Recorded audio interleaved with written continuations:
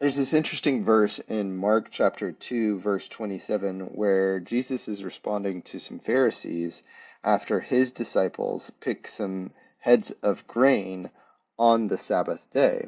In Mark chapter 2, verse 27, he says, Sabbath was made for man, not man for the Sabbath. Or in the complete Jewish Bible, Shabbat was made for mankind, not mankind for Shabbat.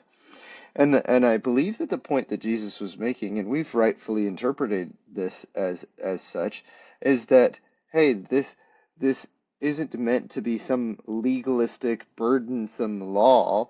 This was meant to be something that God created for mankind to enable mankind to enter into a rest-filled state, a time in which creation is enjoyed instead of being a constantly creating process. It's like making something constantly and never taking the time to enjoy all the fruits of your labor. And so Sabbath was made for mankind, but I wonder if we've taken too much liberty with this. Nowadays, to observe the Sabbath is something that is not common in most Christian churches today. We don't hear much about it. Yeah, we may take a weekend or we go to church on Sundays, but traditionally in Jewish custom, Sabbath begins Friday night at sundown, goes into Saturday night at sundown, and this is where all work ceases. It is a time of rest. There may be a time of communal gathering, but as much as possible, it's a restful state. You don't just sleep all day, but you try not to work, right? You're not cleaning, you're not cooking, you're not earning money for sure. You're certainly just resting and being in community.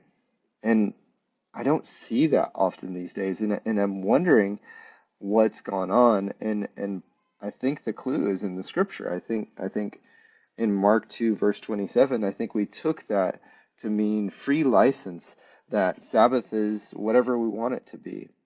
But is that what Jesus intended? I don't believe that God is contradicting God here. In the Ten Commandments, he says to honor the Sabbath and keep it holy. But then here he's saying the Sabbath was made for man, not man for the Sabbath. And I don't think that it's a contradiction. I think it's complementary.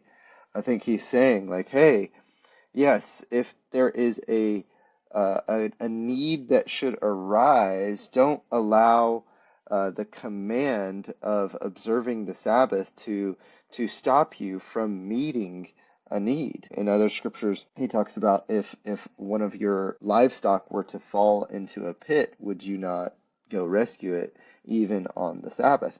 And so if there's needs that should arise, okay. But I wonder if we've taken that too far and we don't even try to plan to have a Sabbath.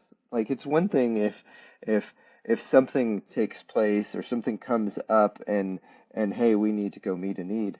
But are we living Saturday night through Friday night in preparation for this day where we can rest?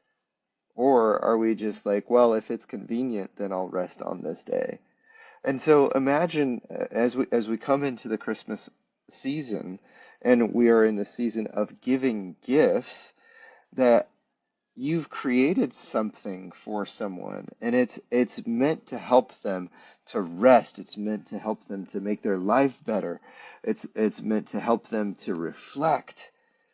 And they're like, "Oh, this is nice." And then they just completely disregard and set it aside. That's not how we treat gifts. We inherently understand, hey, this is something that we should use. And so, how much more so should we observe the Sabbath and keep it holy? And yes, if a need should arise, absolutely. We're under grace, not under law, but the law, it was given for our benefit.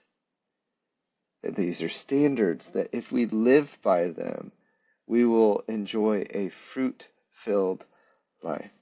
And so, as we go into the holidays and as we approach the next Sabbath, may we honor the Sabbath and keep it holy.